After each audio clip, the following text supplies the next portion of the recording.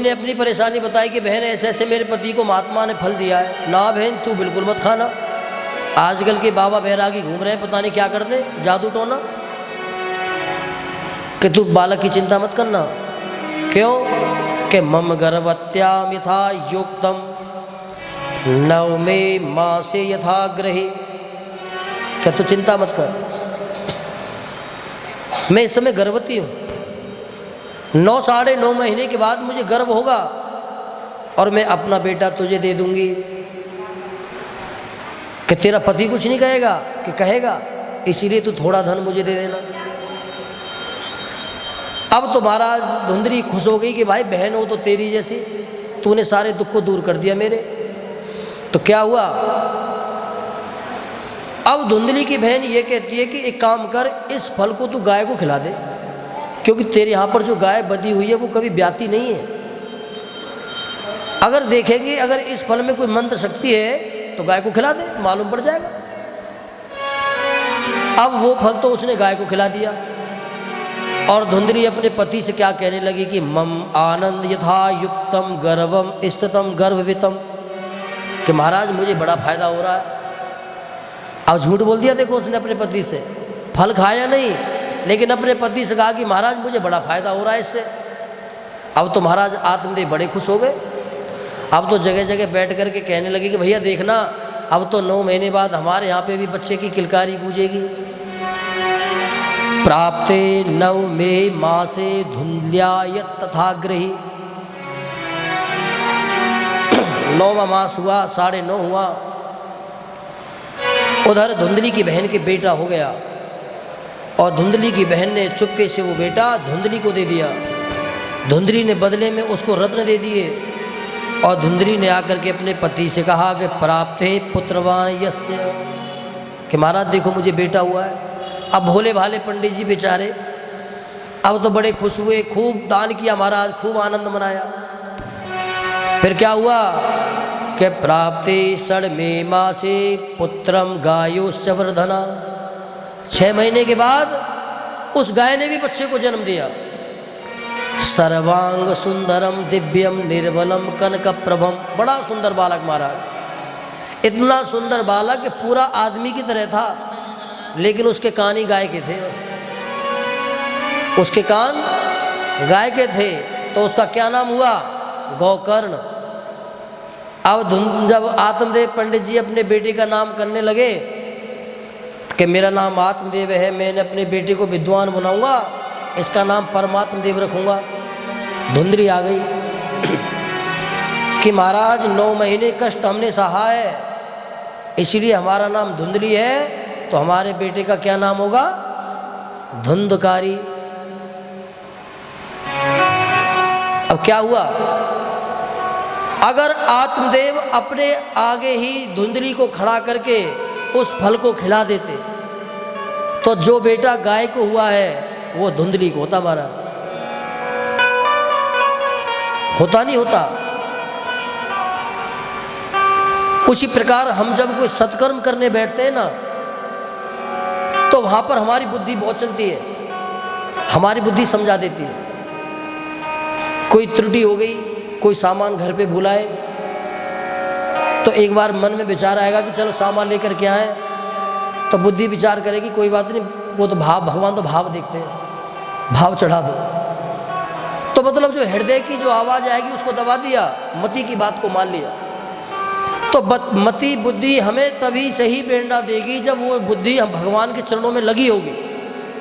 जब बुद्धि भगवान के चरणों की दासी ही नहीं है तो महाराज वो हमें सच्चा मार्ग नहीं दिखाएगी, क्योंकि जैसी मति होगी उसी प्रकार का वो, किसी व्यक्ति को ले लो आप, जैसा व्यक्ति का आचरण होगा, जैसा व्यक्ति का व्यवहार होगा, जैसी उसकी खान पान होगा, जैसी उसकी जीविका होगी, तुम उससे राय लेने पहुंच जाओ, वो उसी प्रकार की राय उसको देगा। अगर कोई धार्मिक व्यक्ति है, अच्छा व्यक्ति है, संत प्रवृत्ति का है, तुम उसके पास जाओ तो वो अपने व्यवहार और स्वभाव के अनुरूप तुम्हें राय देगा। तो यहाँ पर मंदोदरी रावण को बहुत समझाती है, रावण की समझ में नहीं आया। फिर तीसरी बार पुनः विभीषण ने समझाया। लेकिन बार बार जब विभीषण रावण को समझाने लगा तो रावण क्रोधित हो गया। अपाद प्रहारेण यथास भ्रातिर, रावण ने अपने भाई पर पैर का प्रहार किया और महाराज ऊपर से लुढ़कते लुढ़कते विभीषण जी महाराज नीचे आकर के गिर गए। अपने भाई के द्वारा जब इतना दुख जब उन्होंने पाया तब उन्होंने मन में इस विचार किया कि अब ये समझ में आ गया। पहले अपने भाई को भी समझाया था कि आपको स्मरण होना चाहिए कि जिस समय एक वेद कन्या जब वन में तप कर रही थी तो आपने उसको स्पर्श किया था और उसके स्पर्श करने मात्र से ही तुमने जब उसको स्पर्श किया था तो उसने तुम्हें श्राप दिया था कि तू देखना तूने मुझे अपवित्र किया है और तेरे वध का कारण मैं बनूंगी। कि महाराज तुम उसको भूल गए। लेकिन रावण के मन में कोई बात समझ में नहीं आई। आखिरकार विभीषण ने सब कुछ भगवान के ऊपर छोड़ दिया और अपने 4-5 सेवकों के साथ में अपनी लंकापुरी को छोड़ दिया। और ततश्चात् चरणम भूता सुरै सर्वैश्च वायसः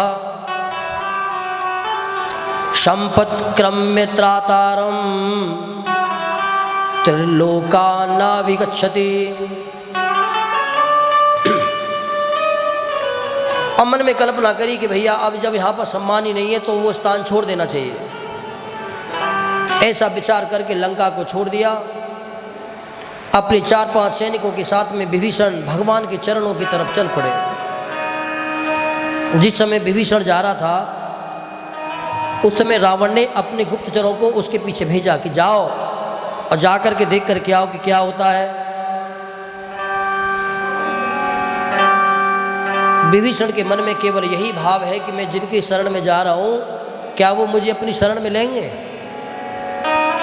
ऐसा विचार करते करते आकाश मार्ग से महाराज वहीं पर पहुँच गए जहाँ पर भगवान राम अपनी सेना के साथ में समुद्र के दूसरे किनारे पर बैठे हुए हैं। क्या कर रहे हैं? बोले प्रार्थते यथा मुद्रम समुद्रम आर्घ निवेदयन्। भगवान विचार कर रहे हैं वहाँ पर बैठे बैठे। क्या विचार कर रहे हैं कि भैया इतनी दूर से तो हम चले आए लेकिन अब आगे कैसे जाएंगे। समुद्र तो इतना दुस्तर है, इसको पार कैसे करेंगे। इसी के ऊपर विचार कर रहे हैं। तब तक विभीषण आ जाता है। भगवान के सेवकों ने देखा कि कुछ राक्षस लंका की तरफ से आ रहे हैं, दक्षिण दिशा से, तो वहीं रोक दिया। पूछा कौन हो भो भक्ता, कौन हो तुम बताओ। तब विभीषण ने कहा कि मैं रावण का छोटा भाई विभीषण हूँ, भगवान की शरणागति लेने को आया हूँ। कड्ढे पे ठहरो। उनको वहीं पर रोक करके भगवान को निवेदन किया। जिस समय भगवान से निवेदन किया तो सुग्रीव, अंगद आदि, हनुमान जी, लक्ष्मण जी सब भगवान के पास ही थे। जब सेवकों ने कहा कि महाराज लंका के राजा रावण का भाई विभीषण आपके पास आया है मिलने के लिए, बताइए क्या किया है। सुग्रीव ने कहा कि हो ना हो प्रभु, ये तुम्हारा भेद लेने के लिए आया है। भगवान ने कहा कि सुग्रीव अगर ये भेद लेने के लिए आया तो उसको लेकर के आओ, इसको अपने भेद दे दो, क्योंकि भगवान तो भगवान है महाराज। देखो सूपड़ आई थी भगवान के सामने अपना स्वरूप छुपा करके, सब कुछ जो भी उसने बोला सब झूठ बोला, लेकिन भगवान ने कोई झूठ नहीं बोला। भगवान ने जो भी बातें कही सब सही कही। भगवान तो कपट करना जानते ही नहीं है। भगवान कहते हैं कि अगर वो हमारा भेद लेने को आया है तो उसको लेकर के आओ और सम्मान से लेकर के आना। क्यों कि मम शरण्याम आहूतम, कि अगर उसके मन में मेरी शरणागति का भाव है तो उसको लेकर के आओ, मैं उसको शरण दूंगा। कि शत्रुवा भूपा भ्रात्यो हम, चाहे वो मेरे शत्रु का ही भाई क्यों ना हो, मेरा शत्रु ही क्यों ना हो, अगर वो मेरी शरणागति को आया है तो मैं उसको शरणागति दूंगा, उसको अभय प्रदान करूंगा। क्यों? क्योंकि मम व्रतम मम, ये मेरा व्रत है, भगवान का संकल्प है। लेकर के आए महाराज। जिस समय हनुमान जी ने विभीषण का नाम सुना तो विभीषण जी प्रसन्न हो गए। जब सेवक चले गए लेने को तो हनुमान जी ने निवेदन किया भगवान के चरणों में कि प्रभु जो विभीषण है ना, ये आपके चरणों के सेवक हैं, आपके भगत हैं। जब मैं लंका में गया था तो इन्होंने मेरी सहायता करी थी, मैं जानता हूँ इनको। लेकिन अगर ये यहाँ तक आए हैं तो भी शत्रु का भाई है भाई, तो भी आपकी जैसी रुचि हो आप उसकी परीक्षा लें। विभीषण आता है महाराज, जब उसको अनुमति मिल गई तो बस मन में केवल एक ही इच्छा है कि भगवान के दर्शन होंगे तो किस अवस्था में होंगे। दौड़ा दौड़ा चला आ रहा है। समुद्र के किनारे दिव्य तंबुओं में भगवान का आसन लगा हुआ है। दोनों भैया भगवान राम बैठे हुए हैं, लक्ष्मण उनके पीछे हैं, चरणों में हनुमान जी हैं, बामांग सुग्रीव हैं, दक्षिणांग अंगद हैं कि यस्य स्वरूपो हम वानरा यस्य नराधिपा। दरवाजा खुला हुआ है। वाल्मीकि मुनि कहते हैं कि जब दूर से भगवान की दिव्य छटा के दर्शन किए तो भगवान के चरणों के पास आकर के नहीं गिरा, बल्कि जहाँ से भगवान के दर्शन हुए वहीं से गिर गया। के आहूत यथा प्रोक्तम शरणम शरणिग्रही। भगवान के चरणों में गिर गया, नेत्रों में जल आ गए, शरीर रोमांचित हो गया महाराज। भगवान भी उसको देख करके खड़े हो गए अपने आसन पर। हनुमान जी जाते हैं, उनको उठाते हैं और लेकर के आए, भगवान के चरणों में गिर गए कि प्रभु इस दास के ऊपर कृपा करो। मैंने बहुत समय से मैंने आपकी शरणागति का भाव अपने मन में रखा, लेकिन आज मैं अपराधी हूँ। क्यों? क्योंकि दैत्यस्य यस्य शरीरौ हम, कि दैत्यों का शरीर है मेरा, राक्षसों का शरीर है। लेकिन आपकी कृपा इतनी बनी रही कि उस अवस्था में भी मैंने केवल आपका ही स्मरण किया। मेरे मन में कोई भोग की कामना नहीं, कोई योग की कामना नहीं, केवल आपकी शरणागति चाहता। भगवान ने जब उसके दिव्य भाव को देखा, भगवान प्रसन्न हो गए। उसके दोनों कंधों पर हाथ लगा करके भगवान ने उसको आसन पर बैठाया और कहा कि लंकेश निश्चिंत रहो, तुम अगर हमारी शरणों में आए हो तो मैं तो जीव मात्र को अभय प्रदान करने वाला हूँ। जब भगवान ने लंकेश कहकर के संबोधित किया तो वहाँ पर जितने भी थे महाराज सभी चौंक गए कि महाराज लंकेश तो इस समय रावण है, लंकेश तो रावण है, पर आपने क्यों कह दिया? भगवान ने कहा कि भैया जब कह दिया तो फिर कह ही दिया, अब जब कह दिया तो फिर करके ही मानेंगे। इतना जब भगवान ने कहा तो विभीषण उठ करके भगवान के चरणों में गिर गया कि प्रभु मैं किसी उपाधि का प्राप्त करने की कामना लेकर के नहीं आया। तो भगवान कहते कि अनन्यास चिंतयन्तो माम ये जनाः पर्युपासते तेषां नित्याभियुक्तानां योगक्षेमवाहं में हूँ। जब व्यक्ति सब कुछ छोड़ करके मेरी शरण में आ जाता है तो उसका योगक्षेम मैं स्वयं वहन करता हूँ। जब तुम सच्चे मन से सब कुछ छोड़ करके मेरे चरणों में आ ही गए हो तो अब इसके बारे में तो मुझे सोचना है कि तुम्हें क्या देना है और क्या नहीं देना। भगवान के दिव्य वचनों को सुन करके विभीषण प्रसन्न हो गए। उधर जो विभीषण के पीछे जो दूत आए थे उन्होंने जब ये सारा दृश्य देखा, ओहो महाराज भयभीत हो गए, दौड़ करके रावण के पास में गए, करे महाराज जुल्म हो गया। क्या जुल्म हुआ? कि जब आपका भाई वहाँ पर गया तो आपके भाई का तो लंकेश कह करके उन्होंने अभिषेक भी कर दिया। अब इस बात को सुनकर के रावण को क्रोध तो बहुत आया, लेकिन सेवकों के सामने इज्जत ना चली जाए, हंसने लगा।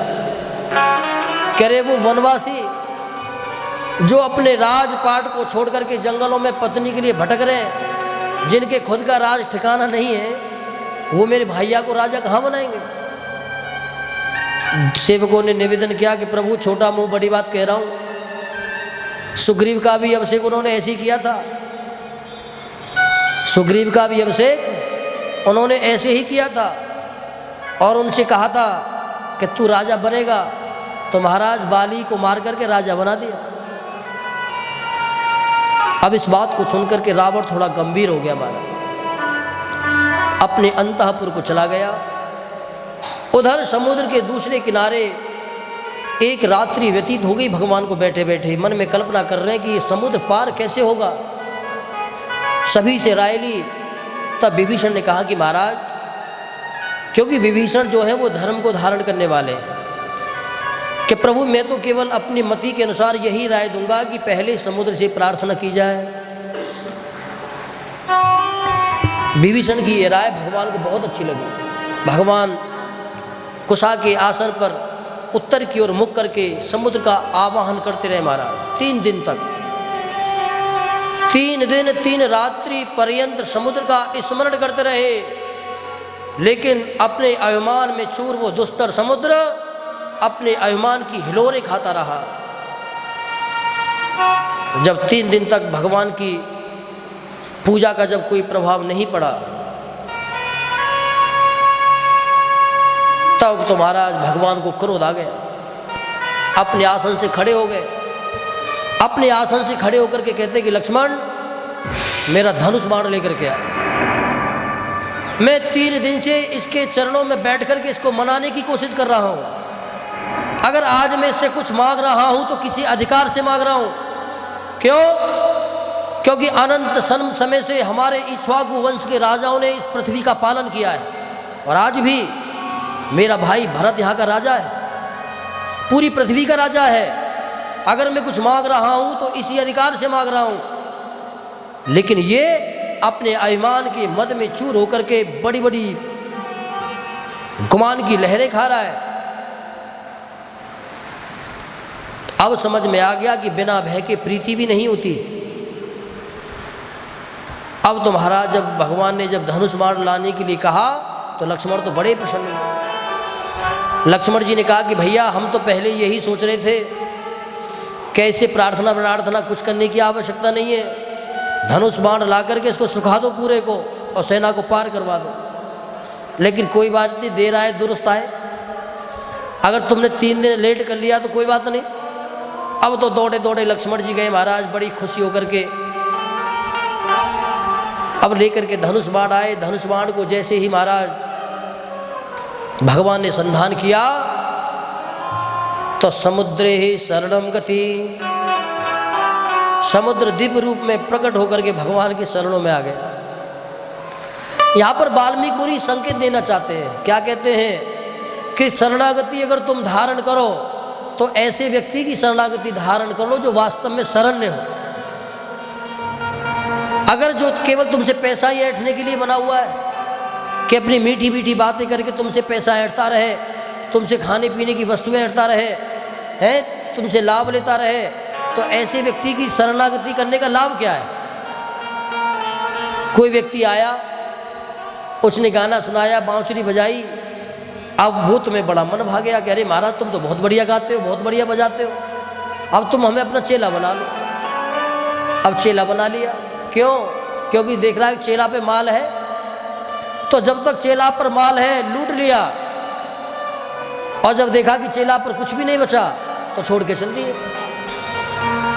तो यहाँ पर वाल्मीकि मुनि कहते हैं कि शरणागति धारण करो, लेकिन ऐसे व्यक्ति की शरणागति करो जो वास्तव में शरण्य हो। भगवान ने 3 दिन शरणागति करी, कोई लाभ नहीं मिला, लेकिन जब भगवान ने बाण निकाला तो देखो वो खुद ही शरण में आ गया। वो खुद ही शरण में आ गया।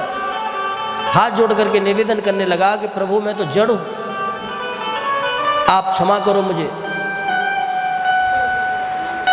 अगर आपने अग्नि बाण का संधान किया तो मुझे अपना दुख नहीं है, मेरे गर्भ में जो लाखों करोड़ों जो जीव जंतु पल रहे उनका क्या होगा प्रभु, जरा सोचो।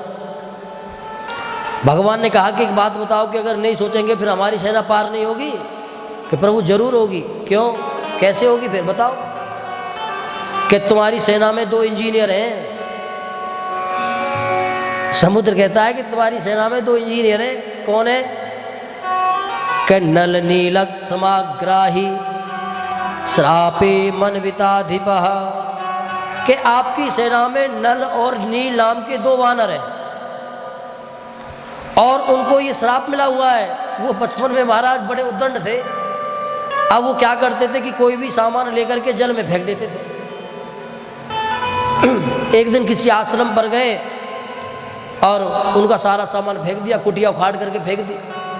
अब तो उन ऋषियों ने इनको श्राप दिया कि जाओ बड़े उद्दंड हो, हम तुम्हें श्राप देते हैं कि तुम्हारे हाथ में के द्वारा डाली हुई कोई वस्तु डूबेगी नहीं। तो महाराज मिला तो इनको श्राप था, लेकिन आज वही श्राप फलित हो जाएगा। उसी श्राप का फल यहाँ पर प्राप्त होगा। अब तो भगवान बड़े प्रसन्न हुए।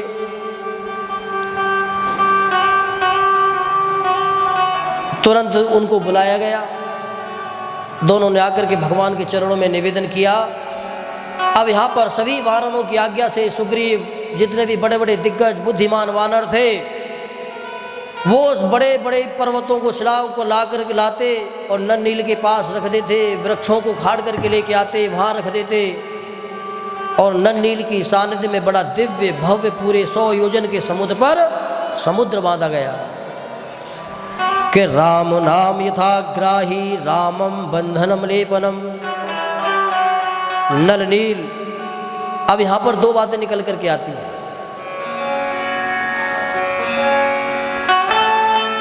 अगर केवल प्रासंगिक स्थिति को लेकर के चले तो प्रासंगिक स्थिति ये कहती है कि समुद्र ने ये कहा था कि नल नील के द्वारा फेंका हुआ पत्थर समुद्र में डूबेगा नहीं, ये तो कहा था। ये थोड़ी कहा था कि राम लिख करके डालेंगे तब नहीं डूबेगा, ऐसा तो नहीं कहा था। लेकिन यहाँ पर गोस्वामी तुलसीदास जी महाराज ने दोनों ही घटनाओं को घटित कर दिया। कैसे? कि फिर राम नाम क्यों लिखा? कि वो जो डाल रहे थे ना वो तो ठीक था कि वो डूब नहीं रहे थे, लेकिन भाई तुम पत्थर डालो तो जरूरी थोड़ी है कि वो एक ही लाइन में होंगे, डूब के वो जल के प्रभाव से किधर भी जा सकता है। तो मध्य सूक्तम यथा युक्ता, दो लोगों को जोड़ने के लिए कोई ना कोई तो सूत्र चाहिए ना। तो एक पत्थर पे तो रा लिखा और दूसरे पत्थर पे माँ लिखा, तो बीच में जो आकार था वही दो पत्थरों को जोड़ने का समन्वय बना। तो एक पत्थर पर रा लिखे और दूसरे पत्थर पे माँ, और बीच का जो आकार था उन्हीं आकार ने दोनों पत्थरों को जोड़े रखा। मध्य मध्य विदारिता निपतितम रा रा आ मऊ शरणागतम, रा और आ शरणागतम के जो आ की जो शरणागति ली गई उसके मध्यस्थ होते ही वो पत्थर जुड़ गए और एक मार्ग तैयार हो गया कि वृक्षे ते शीर्णः परिपालयः, बड़े बड़े वृक्षों को खाड़ करके लाया गया, उस पे डाला गया, उसको अनुकूल बनाया गया और कुछ ही समय में दिव्य 100 योजन के विस्तृत समुद्र पर बना लिया गया महाराज पुल। दिव्य सेतु का जब निर्माण हो गया तो भगवान स्वयं, यहाँ पर एक प्रसंग भी आता है, हालांकि वाल्मीकि रामायण में इसका वर्णन नहीं है। गोस्वामी तुलसीदास जी महाराज तो देखो भाववक्ता हैं, उन्होंने इसका आकलन किया है कि जिस समय सेतु बन रहा था तो सभी जैसे जैसे बंदर थे, जैसे बलवान था कोई बलवानों की तरह, कोई छोटा था तो छोटों की तरह अपना सहयोग कर रहे थे। तो जिस समय भगवान ये सब देख रहे थे तो वहाँ पर एक छोटी गिलहरी थी। अब वो क्या करती? अब वो पत्थर तो कुछ उठा नहीं सकती, ना कोई पेड़ उठा सकती, तो वो पहले तो अपने शरीर को गीला करती और रेत में जाती, रेत में लोट मारती, रेत उसके शरीर से चिपक जाता और जाकर के उस सेतु पर झाड़ाती। बार बार यही करती रही। अब राम जी उसको देख रहे थे, राम जी बड़े प्रसन्न हो रहे थे, देखा कि कर क्या रही है। हनुमान जी से कहा कि हनुमान देखो जरा। हनुमान जी गए, उसको पकड़ा, क्यों रही तू, क्या कर रही है? तो महाराज हाथ जोड़ करके खड़ी हो गई कि भाई भगवान के काम में सभी सहयोग कर रहे हैं, अब मैं पत्थर तो उठा नहीं सकती हूँ, अब जितना मेरा शरीर है उसके हिसाब से मैं भगवान के काम में सहयोग कर रही हूँ। अब तो भाई हनुमान जी ने उसको उठाया और भगवान के कर कमल पर रख दिया। देखो उसका सौभाग्य। गोस्वामी तुलसीदास कहते हैं कि बड़े बड़े योगेंद्र, बड़े बड़े देवता केवल यही कामना रखते हैं कि भगवान के वरद हस्त उनके मस्तक पर रख जाए। लेकिन गोस्वामी तुलसीदास जी महाराज इस गिलहरी की बड़ी प्रशंसा कर रहे हैं कि देखो इस भगवान को, ये भगवान के हाथ पर बैठी हुई है और भगवान देखो उसको अपने हाथ से सहला रहे। तो संतों ने कहा है कि गिलहरी के ऊपर, ये संतों के भाव हैं कि आज जो 3 रेखाएं होती है ना भाई, आप किसी चीज़ पे अपना हाथ घुमाओ तो ये मेन जो 3 उंगलियां होती हैं यही छपती हैं, क्योंकि छोटी तो छोटी रह जाती है, इसको कोई फिराता नहीं है। तो यूँ कहते हैं संतों का भाव है कि गिलहरी के ऊपर जो 3 उंगलियों को जो निशान हैं वो भगवान के द्वारा ही सिंचित हैं, वो भगवान के द्वारा ही अपनी उंगलियों का किया हुआ श्रृंगार है हमारा। ये संतों की वाक्य है। भगवान ने जब उसके ऊपर कृपा करी तो भगवान के हाथ से उतर करके महाराज अब तो उसमें देखो खूब बल आ गया। अब तो वो मन में, तो तुलसीदास जी महाराज ये कहना चाहते हैं कि ज़रूरी नहीं कि जो लाखों करोड़ों का जो सहयोग करेगा वही शाम परमात्मा की दृष्टि में आवेगा, ऐसा नहीं है। चाहे तन का करो चाहे मन का करो। अब देखो बड़े बड़े बानर इतना बड़ा पहाड़ उठा करके लेके आ रहे थे, भगवान ने पता नहीं उनको देखा होगा या नहीं देखा होगा, लेकिन उस गिलहरी को भगवान ने देख लिया है। तो ऐसी बात सिद्ध होती है कि भगवान के कार्यों में कोई छोटा बड़ा नहीं होता। जैसी व्यक्ति की सामर्थ्य हो, जैसा बल हो, वो ऐसा भगवान के कार्यों में सेवा करनी चाहिए, लेकिन धर्म के कार्यों में लगना चाहिए। अब तो गिलहरी महाराज खुश होकर के जल में जाती, शरीर को भिगोती, बालू में आकर के लेट मारती और जा कर के झाड़ आती। सभी वानर बड़े प्रसन्न है महाराज उसको देख करके, और देखते ही देखते विशाल समुद्र का निर्माण हो गया। अब भगवान अपने भाई लक्ष्मण के साथ जाकर के उस सेतु पर खड़े हुए, और जब सेतु के दिव्य निर्माण को पूरा देखा भगवान प्रसन्न हो गए और यहाँ पर वानरों को बहुत बहुत आशीर्वाद दिया है। कह रहे भैया तुमने जो इतना दुस्तर कार्य किया है मैं इससे बड़ा प्रसन्न हूँ, मैं बड़ा प्रसन्न हूँ जो मेरे कार्य सिद्धि के लिए तुमने अपने तन मन धन सबको छोड़ दिया और केवल मेरे कार्य में लग गए। तुमने अपने परिवार तक को छोड़ा। भाई छोटे छोटे वानर आए, अब कोई भी, सबको मालूम है कि रावण के पास जा रहे हैं। रावण कौन है? राक्षसों का राजा है। और किन राक्षसों का? जिनका भोजन बंदर ही है महाराज। जिनका भोजन कौन है? बंदर। उनको मालूम है कि मौत के लिए, मौत के मुंह में जा रहे हैं, लेकिन एक खुशी है कि राम के कार्य के लिए जा रहे हैं। अगर मृत्यु भी आ जाए कोई दिक्कत नहीं, परिवार को छोड़ दिया, बड़े खुश होकर के चले जा रहे हैं महाराज। अब तो बड़ा आनंद रहा। भगवान जब सेतु पर जब खड़े हुए तो जल में जितनी भी मछलियां थीं, जितने भी जीव जंतु थे, सब अपना अपना मुंह निकाल करके भगवान के दर्शन कर रहे हैं। कि द्रव्यते यस नियतताम कर्तु मित्तेव राघव भावांस्तक्षाक्षि काकस्य हिनस्ति सा दक्षिणम। भगवान दक्षिण दिशा की ओर देखते हैं। अब तो महाराज दक्षिण दिशा की जो देवता हैं कौन? क्या? दक्षिणानाम यमाग्रही। दक्षिण दिशा के देवता हैं यम। कौन है? यम दक्षिण दिशा के देवता कहे गए। उन देवताओं को भगवान ने प्रणाम किया। भगवान राम, लक्ष्मण और महाराज अपने दिव्य दिव्य वानरों के साथ में भगवान के अपनी यात्रा को प्रारंभ किया। अब देखो समुद्र पार करने में टाइम तो लगेगा ही, क्योंकि 100 योजन का समुद्र है। तो आइए कुछ समय भगवान के नाम का कीर्तन करें। और देखो भगवान जब यात्रा जब चल रही थी भगवान की सेतु पर, तो समुद्र के अंदर रहने वाले जो जीव हैं वो भी भगवान की क्या सहायता कर रहे हैं कि जो जल के ऊपर तैरने वाले लोग हैं उन्होंने सोचा कि भगवान की इतनी बड़ी सेना है, अब समुद्र इसमें चल नहीं पाएगी, तो ऊपर तैरते हैं। तो कोई, भाई बंदर तो बंदर होते हैं, अब कोई बंदर पुल से कुदक करके उसकी कमर पे जाके बैठ जाता है, तो उनको पार करा रहे हैं। कोई घड़ियाल आता है वो उसके ऊपर बैठ जाता है, कोई मगरमच्छ है, बड़ी बड़ी मछलियाँ। तो सभी भगवान के कार्य में और भगवान की सेना को पार लगाने में लगे हुए हैं। तो हम भी भगवान के नाम का कीर्तन करें और बस भगवान से यही निवेदन करें कि हम भी भव के सागर से पार हो जावें और भगवान की शरणागति हमको मिल जावे। बोलो सीतारामचंद्र भगवान की जय। हो क्यों घबराओ